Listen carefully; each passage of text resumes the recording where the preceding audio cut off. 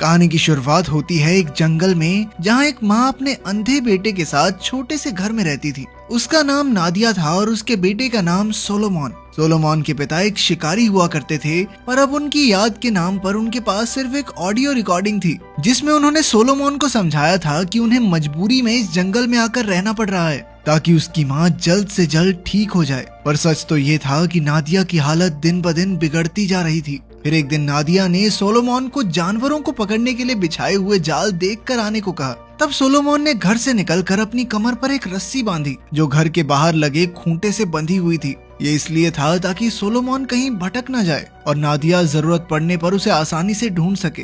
फिर कुछ दिन बाद सोलोमन के पिता का जन्मदिन आया तो उसकी माँ ने कहा कि उन्हें मछली पकड़ने जाना चाहिए। जब वो नदी किनारे पहुँचे तो सोलोमन को एहसास हुआ कि सारे जानवर और पक्षी अचानक गायब हो गए थे। अब वो चुपचाप नदी किनारे बैठ गया, पर फिर भी बड़ा अजीब सा महसूस कर रहा था। तब नादिया ने सोलोमन को कुछ कीड़े ढूंढने को कहा, जिनकी मदद से वो मछली पकड़ सके। जब सोलोमन को थोड़ी दूर जाकर कीड़े मिले तो उसका हाथ पत्तों के नीचे छुपी हुई लोहे की जंजीर पर पड़ा, लेकिन इससे पहले कि वो जंजीर खींचता, नादिया उसे उठाकर वहाँ से पीछे ले आई और कहा कि अब उन्हें घर वापस चलना चाहिए। घर लौटकर नादिया ने अपनी बकरी संभाली जो उन्हें दूध देती थी, पर इस सब के बीच वो सोलोमन से ये छुपा रही थी कि उसकी हालत बहुत खराब थी।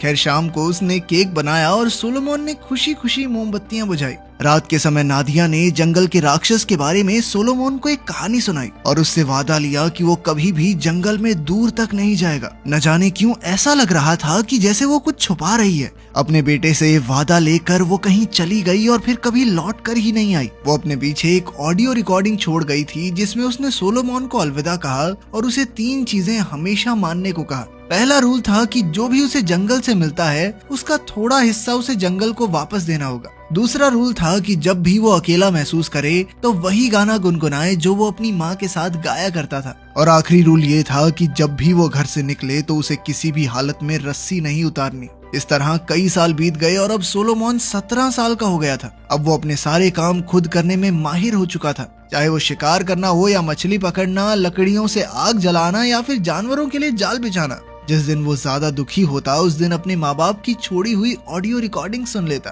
फिर एक दिन जब वो घर के पास बैठा खाना खा रहा था तो अचानक दूर से उसे एक अजीबोगरीब आवाज सुनाई दी। वो अपनी प्लेट नीचे रखकर जंगल की ओर बढ़ा, लेकिन उसे कुछ भी नहीं मिला। हालांकि वो महसूस कर सकता था कि उसके आसपास कोई जरूर है। खैर, रात को सोने से पहले उसने दोबारा से अपनी माँ की रिकॉर्डिंग सुनी, लेकिन उसके बाद वो सो नहीं पाया। अब वो घर से बाहर निकला तो अचानक उसे अपनी बकरी के रोने की आवाज सुनाई दी। तो वो तुरंत ही आवाज की दिशा में भागा, लेकिन जल्द ही उसकी कमर पर बंधी हुई रस्सी खत्म हो गई। तभी अचानक उसे महसूस हुआ कि बकरी की लाश उसके सामने ही जमीन पर पड़ी है। लेकिन इससे पहले कि वो कुछ करता, अचानक किसी ने बकरी को तेजी से खींच लिया और अंधेरे जंगल की ओर ले गया। तब सोलोमन को एहसास हुआ कि उसके हाथ खून से सने हुए थे, तो उसने घर लौटकर अपने हाथ साफ किए। खैर, फिर वो पहले की तरह जिंदगी जीने लगा। फिर एक दिन अचानक उसे जंगल में गोली चलने की आवाज आई, तो वो तुरंत उस दिशा में भागा। कुछ ही देर में वो एक हिरन की लाश तक आ पहुंचा, पर तभी पेड़ों के पीछे से एक शिकारी निकला और कहने लगा कि वो हिरन उसका शिकार है। इस अनजान आदमी से सोलोमन इतना डर गया कि उसने अपना चाकू हवा में चलाना शुरू कर दिया। तब शिकारी ने अपनी राइफल का बट सोलोमन के सर पर मारकर उसे बेहोश कर दिया। कुछ देर बाद जब सोलोमन को होश आया तो वो अपने घर के पास था। शिकारी उसके सामने बैठा था और उसने सोलोमन पर हमला करने के लिए उससे माफी मांगी। फिर उसने चाकू पर लूकस नाम देखा तो उसे लगा कि लड़के का नाम लूकस है, लेकिन सोलोमन ने उसे बताया कि उसके पिता का चाकू था। खैर, शिकारी ने एक बार फिर से माफी मांगते हुए कहा कि उसका मकसद सोलोमन को डराना नहीं था। जब उसने सोलोमन की कमर पर रस्सी देखी तो वो उसे वापस घर तक ले आया। फिर शिकारी ने बताया कि उसका नाम हैंक है। हैंक ने सोलोमन से पूछा कि वो अकेला क्यों रहता है और उसके माँ बाप कहाँ हैं, लेकिन सोलोमन ने उसे जवाब नहीं दिया। अब रात होने वाली थी, इसीलिए हैंक ने उसके घर में रात गुजारने की इजाजत मांगी और कहा कि बदले में वो उसे शिकार किए हुए हिरन की सब्जी बनाकर खिला सकता है। ये सुनकर तो सोलोमन तुरंत ही राजी हो गया। घर में घुसकर हैंक ने चारों ओर देखा तो वो समझ गया कि सोलोमन वहीं तक गया था जहाँ तक रस्सी उसे ले जाती है। सोलोमन जंगल के बाहर की दुनिया के बारे में कुछ नहीं जानता।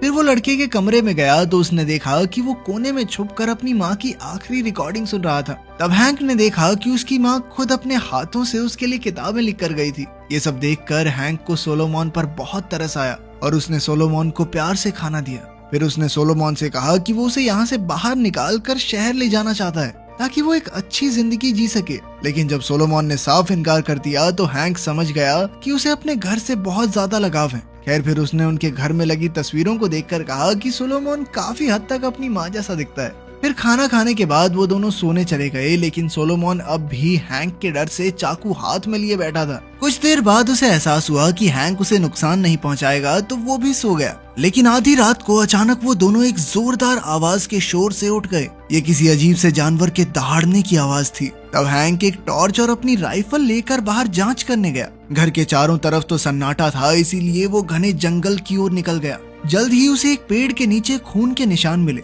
तो वो समझ गया कि यहाँ किसी जानवर की हत्या हुई है। उस पेड़ पर भी खून के काफी धब्बे थे। तब हैंक को एहसास हुआ कि पास की झाड़ियों में कोई है, इसीलिए उसने गोली चला दी। तभी अचानक वो अजीबोगरीब जानवर जोर से चिल्लाया और पेड़ के पीछे से हैंक पर झपट पड़ा। मगर जैसे तैसे हैंक उससे बचकर भाग निकला और सीधा सोलोमन के घर पहुंचा। उसने देखा कि सोलोमन अलग ही दुनिया में पहुंचा हुआ था। वो बच्चे की तरह झूला झूलते हुए खुद को लोरी सुना रहा था। जब हैंक ने आकर उसे सब कुछ बताया तो सोलोमन ने उसकी किसी बात का जवाब नहीं दिया। अब हैंक चुपचाप दूसरे कमरे में जाकर बैठ गया। उसे लग रहा था कि उसकी गोली से वो भयानक जानवर डर गया होगा और शायद अब तो वो दोनों सुरक्षित हैं। फिर अगली सुबह हैंक ने देखा कि सोलोमन घर के साथ बने शेड में था। उसकी हालत काफी खस्ता थी, तो हैंक ने कहा कि वो शेड की मरम्मत कर सकता है। मरम्मत का सारा सामान भी वहाँ मौजूद था, सिर्फ लोहे की जंजीर को छोड़कर। तब सोलोमन को वो दिन याद आया जब वो बचपन में अपनी माँ के साथ मछली पकड़ने गया था और उसे वो लोहे की जंजीर मिली थी।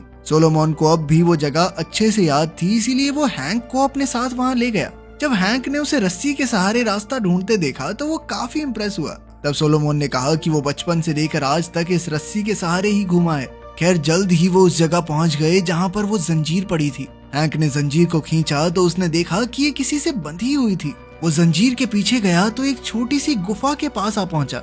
उसके पास एक आरी भी मौजूद थी, जिसे देखकर हैंक थोड़ा हैरान हुआ, मगर फिर उसने जंजीर काटी और उसे लेकर घर आ गया। फिर जल्द ही वो शेड की मरम्मत में जुट गया। कुछ देर बाद सोलोमन ने उसके पास आकर हिरन के मांस का छोटा सा टुकड़ा मांगा। फिर हैंक से मांस लेकर उसने वो टुकड़ा जंगल की ओर फेंक दिया। ये देखकर हैंक को कुछ समझ नहीं आया, तो सोलोमन ने उसे बताया कि ये उसके माँ बाप का बनाया हुआ एक रूल है, जिसके मुताबिक जंगल से जो भी मिले उसमें से थोड़ा जंगल को वापस देना होगा। खैर फिर हैंक ने कहा कि जंगल में मौजूद उस वहशी जानवर को पकड़ने के लिए उन्हें जाल बिछाना होगा, ताकि सोलोमन आगे भी सुरक्षित रह सके।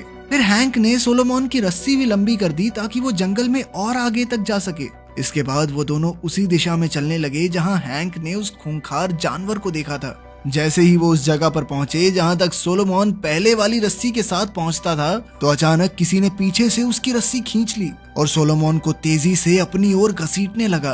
तब हैंक भी उसके पीछे दौड़ा और आखिरकार उसने सोलोमन को पकड़ ही लिया। उसने रस्सी काटी और तुरंत लड़के को उठाकर घर वापस ले आया। हैंक ने उसे शांत करते हुए वादा किया कि वो राक्षस को जाल बिछाकर जरूर पकड़ लेंगे। बाद में हैंक को सोलोमन की माँ की डायरी मिली, तो उसने ये डायरी सोलोमन को पढ़कर सुनाई। अपनी माँ की लिखी बातें सुनकर सोलोमन के चेहरे पर मुस्कान आ गई, मगर अचानक हैंक ने बीच में ही पढ़ना बंद कर दिया, क्योंकि शायद उसने कुछ भयानक पढ़ लिया था। वो सोलोमन को डराना नहीं चाहता था, इसीलिए उसने कहा कि रात बहुत हो चुकी है और उन्हें सो जाना चाहिए। फिर सोलोमन रोज की तरह अपनी माँ की रिकॉर्डिंग सुनते सुनते सो गया। उसके सोने के बाद हैंक घर से बाहर निकला और उसी जगह पहुंचा जहां उसे वो जंजीर मिली थी। उसने देखा कि वहां मौजूद गुफा के सामने कई जानवरों की हड्डियों का पहाड़ बना हुआ था। तब उसे एहसास हुआ कि शायद वो वहशी जानवर यहीं रहता होगा। उधर सोलोमन की आंख खुली तो वो हैंक को ढूंढने लगा। वहीं हैंक गुफा के सामने राइफल लेकर आगे बढ़ रहा था कि तभी उसे जमीन पर सोलोमन के घर में मिली डायरी जैसी नोटबुक दिखी। उधर सोलोमन घर में अपनी माँ की रिकॉर्डिंग सुन रहा था कि अचानक उसे जंगल में गोली चलने की आवाज आई। उसने तुरंत अपनी रस्सी बांधी और हैंक को ढूंढने निकल पड़ा। अचानक उसका पैर हैंक के बैग से टकराया, लेकिन इसी के साथ उसकी रस्सी भी खत्म हो गई। तब जिंदगी में पहली बार उसने रस्सी खोली और अकेला हैंक को ढूंढने निकल पड़ा। वो रेंगते हुए हैंक की लाश तक पहुंचा और उसकी मौत पर फूट फूट कर रोने लगा। तभी उसे एहसास हुआ कि उसके सामने कोई खड़ा है। ये खूंखार जानवर कोई और नहीं बल्कि सोलोमन की माँ ही थी। वो अजीबोगरीब आवाजें निकाल कर सोलोमन पर झपटी, लेकिन उसकी जंजीर ने उसे रोक लिया। तब सोलोमन खुद को शांत करने के लिए वही बचपन वाला गाना गुनगुनाने लगा, तो नादिया अचानक से होश में आ गई और उसके साथ गाने लगी। सोलोमन ने उसे पहचान लिया और धीरे धीरे उसकी ओर बढ़ा। अचानक नादिया फिर से उस पर झपटी, पर इस बार सोलोमन ने उसकी पीठ में चाकू घोंप कर उसे मार डाला। आखिरकार सोलोमन घबरा कर खांसता हुआ एक पेड़ के नीचे बैठ गया। तभी अचानक उसने आसमान की ओर देखा और उसकी आंखें भी बिल्कुल अपनी माँ की तरह हो गई।